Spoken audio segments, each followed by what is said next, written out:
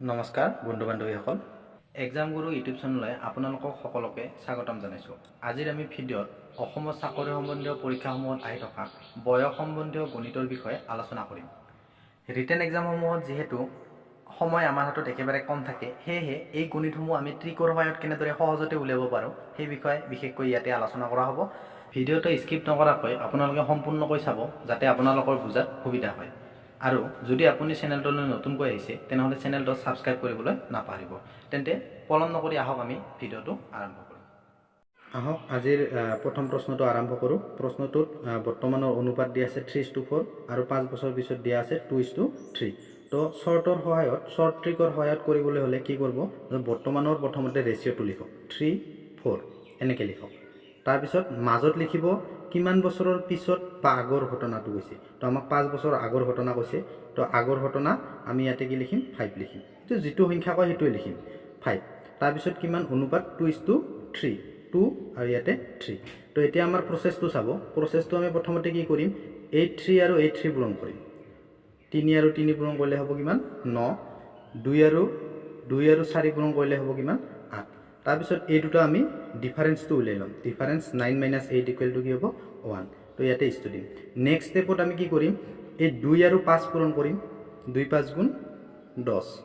Next 3 আৰু 5 পূৰণ কৰিম। 3 × 5 = 15। তো এতিয়া 10 আৰু 15 এই দুটাৰ মাজত ডিফাৰেঞ্চটো পাৰ্থক্যটো আমি উলিয়াম। তো পাৰ্থক্যটো কৰিলে কি হ'ব, 15ৰ পৰা 10 গ'লে কিমান হ'ব 5। তো আমাৰ এতিয়া আমি কি কৰিব লাগিব, ইয়াতে 1:5 আমি পালোঁ। 1 মানে এই ইয়াৰে মিনিংটো বুজাইছে তোমাৰ। 1 মানে হৈছে তুমি এই 1ৰ ওপৰত যিটো লিখিছা সেই 1ক কিহেৰে পূৰণ কৰা, 5ৰে পূৰণ কৰা।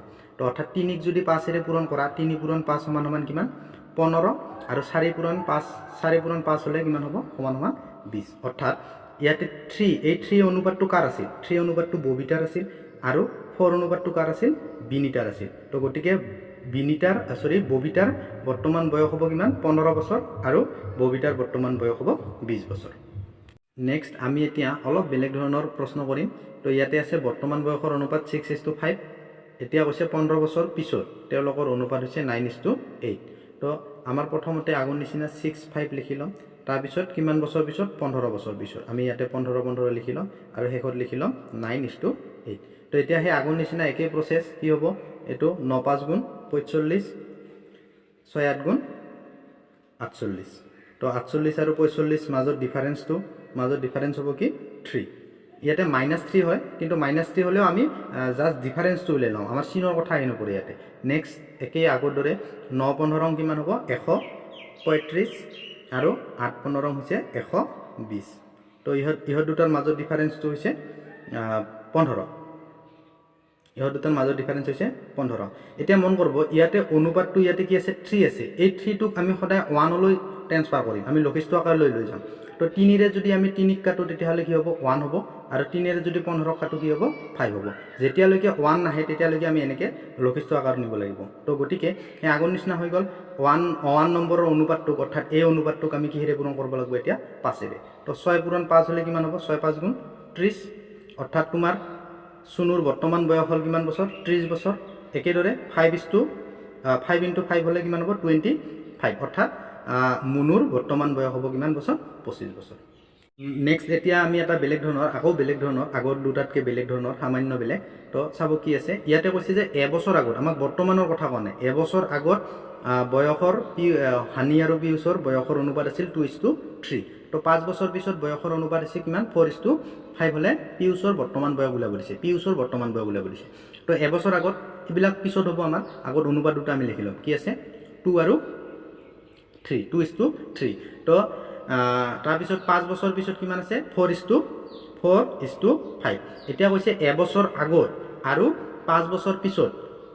এতিয়া যদি এইটো যদি আমাৰ বৰ্তমান বয়স হয়, তো ইয়াতে এবছৰ আগৰ কথা কৈ আছে, আকৌ 5 বছৰ পিছৰ কথা। অৰ্থাৎ ইহঁতৰ মাজৰ এইটো সময়ৰ ডিফাৰেঞ্চটো কিমান হ'ব 6 হ'ব, কাৰণ 5 বছৰ পিছত আৰু 1 বছৰ আগত টোটেল হ'ব কিমান 6 বছৰ।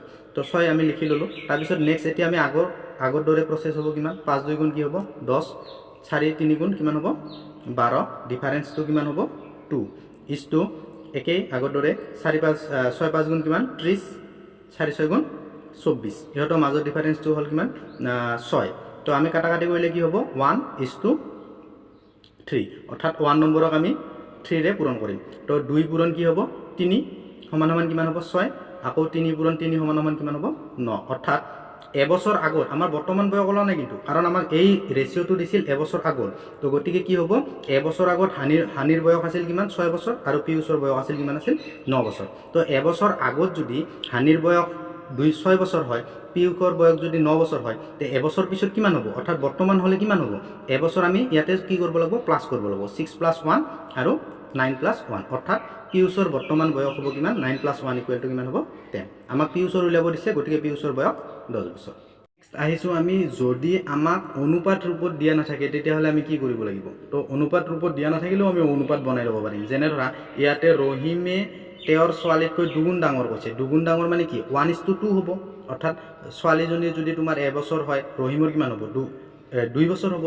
ঠিক একেদৰে ইয়াতে কৈছে 20 বছৰ আগত কি আছিল ছোৱালীজনীতকৈ 10 গুণ বেছি আছিল কাৰ বয়স ৰহিমৰ বয়স অৰ্থাৎ 20 বছৰ পিছত সিহঁতৰ অনুপাত দুটা কি হ'ব 1:10 তো ৰহিমৰ বৰ্তমান বয়স উলিয়াব দিছে তো বৰ্তমান সিহঁতৰ অনুপাতটো কি হ'ব 1:2 দুগুণ মানে 1:2 কি হ'ব 2 আকৌ কিমান বছৰ পিছত 20 বছৰ পিছত ইয়াতে 20 আমি লিখি ললো তো আৰু 20 বছৰ পিছত কিমান হ'ব 1:10 হ'ব তো আগৰ নিচিনা আমি একে প্ৰসেস কৰিম 10 পূৰণ 1 সমান কিমান হ'ব 10 1 পূৰণ 2 সমান সমান কিমান হ'ব 2 তো ইকুৱেল কিমান হ'ল বিয়োগফলটো 8 তো তাৰ পিছত আমি নেক্সট কি কৰিম 10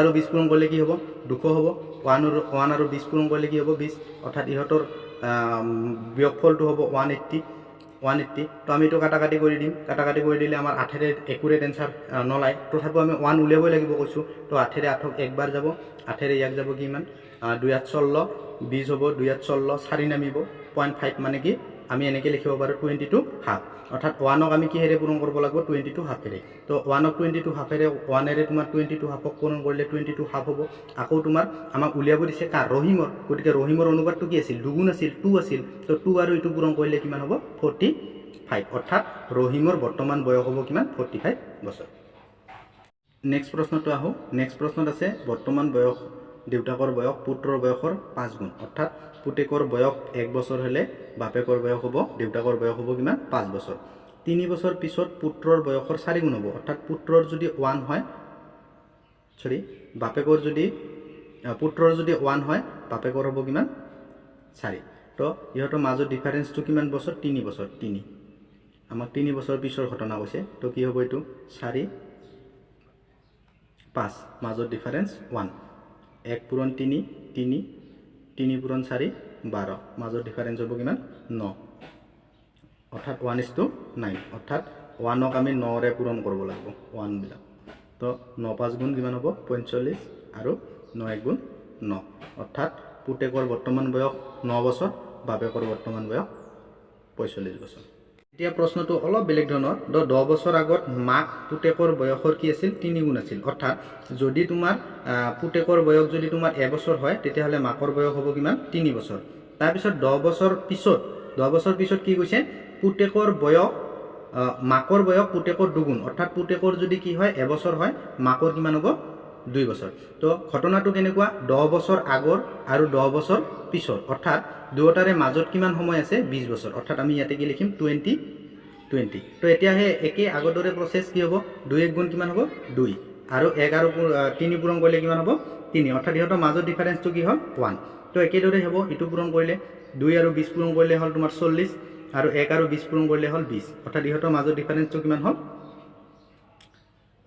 20 অৰ্থাৎ 1 কিমান হ'ল 20 অৰ্থাৎ একক আমি কিহেৰে পূৰণ কৰিব লাগিব 20 এৰে তো 1 পূৰণ 20 সমান সমান কি হ'ব 20 হ'ব আকৌ তোমাৰ 3 পূৰণ 20 হলে কিমান হ'ব 3 পূৰণ 20 হলে তোমাৰ 3 20 কি হ'ব 60 অৰ্থাৎ এই বয়সটো কিন্তু আমাৰ কি বছৰ 10 বছৰ আগৰ বয়স হৈ আছে 10 বছৰ আগৰ তো 10 বছৰ পিছৰ বয়স যদি আমি উলিয়াব লাগে এই 10 বছৰ মানে বৰ্তমান বয়স 10 বছৰ আগৰ বয়সটো আমাক দিয়া আছিল অনুপাতটো দিয়া আছিল 1:3 তো 10 বছৰ পিছৰ অনুপাত পিছৰ বয়সটো যদি আমি উলিয়াব লাগে তেতিয়াহলে আমি এই 10 বছৰ আগৰ বয়সৰ লগত আমি কি কৰিব লাগিব +10 কৰিব লাগিব +10 অৰ্থাৎ +10 কৰিলে তোমাৰ এটো আছিল মাকৰ অনুপাত তো মাকৰ অনুপাতটো কিমান হ'ব তেতিয়া 60 + 10 = কিমান 70 অৰ্থাৎ মাকৰ বৰ্তমান বয়স হ'ব কিমান 70 বছৰ